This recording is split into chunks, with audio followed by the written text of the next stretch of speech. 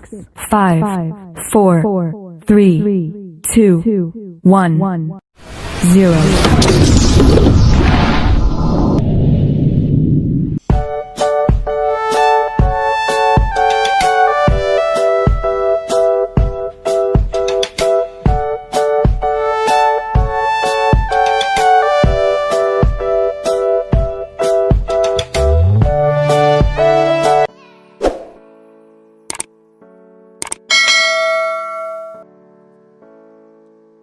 Halo semuanya, Assalamualaikum warahmatullahi wabarakatuh.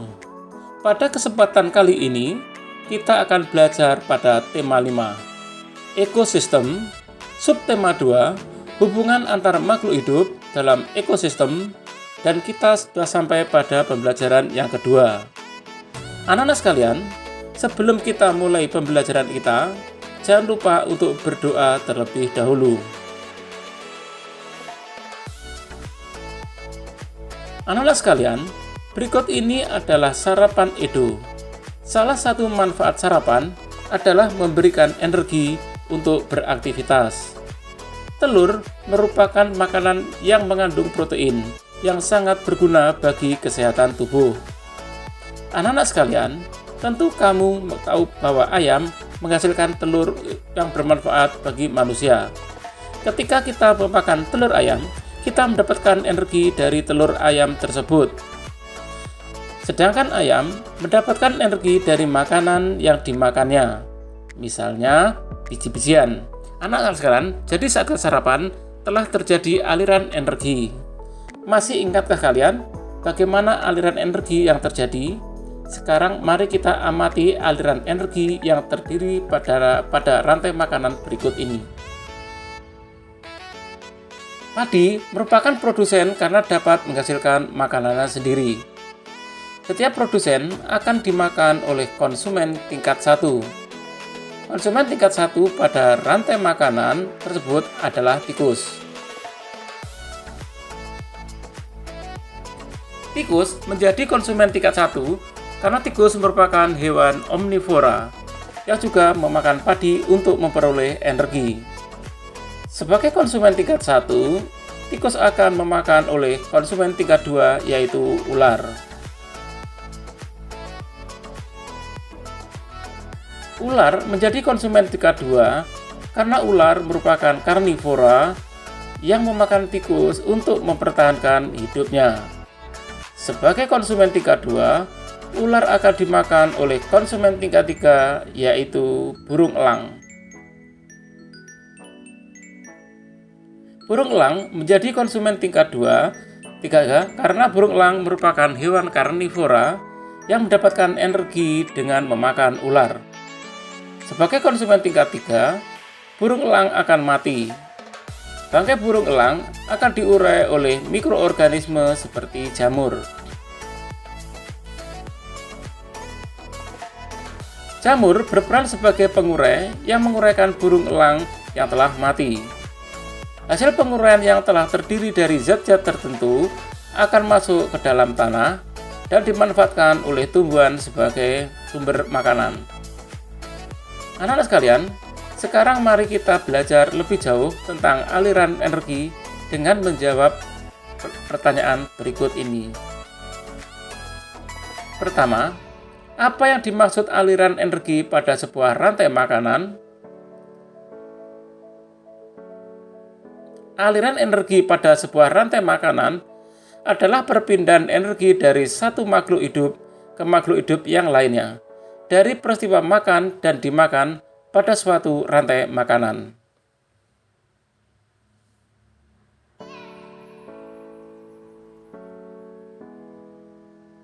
Dua, adakah hubungan antar rantai makanan dengan aliran energi? Jelaskan.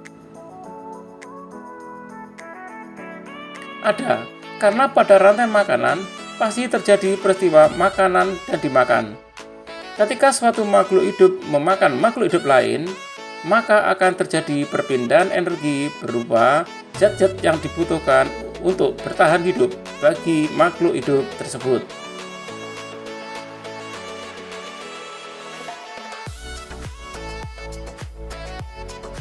3. Jelaskan peran penting produsen dalam sebuah rantai makanan.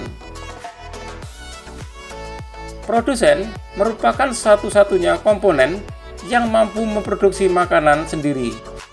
Produsen juga menjadi komponen yang dimakan oleh konsumen tingkat 1 agar rantai makanan tetap berjalan.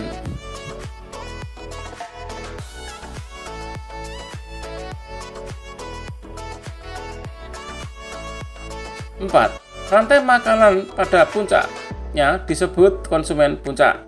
Apabila konsumen puncak punah, apa yang terjadi pada konsumen 1 dan konsumen 2? Apabila konsumen puncak punah, jumlah konsumen 2 akan bertambah banyak karena tidak ada konsumen puncak yang makan mereka. Hal tersebut menyebabkan konsumen 1 akan berkurang secara drastis karena dimakan oleh konsumen 2 yang semakin banyak.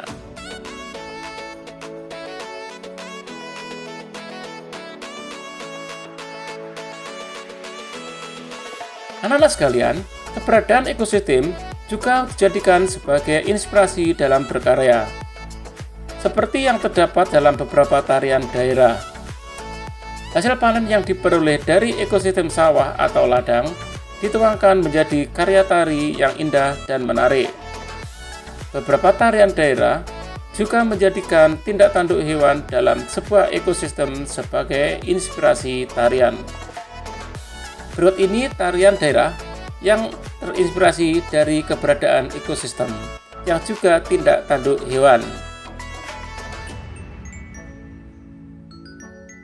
Tari tradisional Caping Ngancak yang berasal dari Lamongan, Jawa Timur.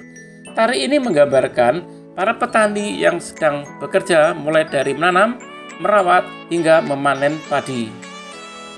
Seperti petani sebenarnya, para penari juga mengenakan caping.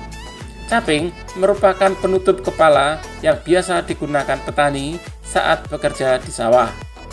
Caping berbentuk kerucut yang terbuat dari anyaman bambu.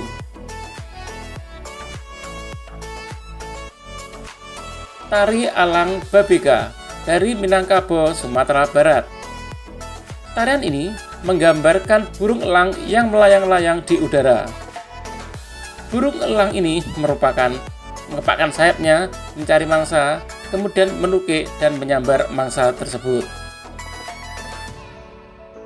Contoh lain tari daerah yang terinspirasi dari puncak tanduk hewan adalah tari Merak dari Jawa Barat dan tari Cendrawasih dari Bali. Anak-anak sekalian, setiap tarian berdaerah memerlukan tarian properti yang digunakan penari pada saat menarikannya. Berikut ini beberapa nama tarian daerah yang properti yang digunakannya. Misalnya tari payung menggunakan payung, tari legong menggunakan properti kipas, tari lilin menggunakan properti lilin, tari piring menggunakan properti piring, tari caping ngancak menggunakan properti caping, tari topeng menggunakan properti topeng, dan tari kuda lumping menggunakan properti kuda-kudaan. Demikian tadi anak-anak sekalian pembelajaran kita pada tema 5, subtema 2, dan pembelajaran yang kedua. Untuk menguji kepemahamanmu, kamu dapat mengerjakan latihan soal yang terdapat pada deskripsi setelah video pembelajaran berikut ini. Sampai jumpa pada pelajaran berikutnya. Tetap semangat dan selamat belajar. Terima kasih.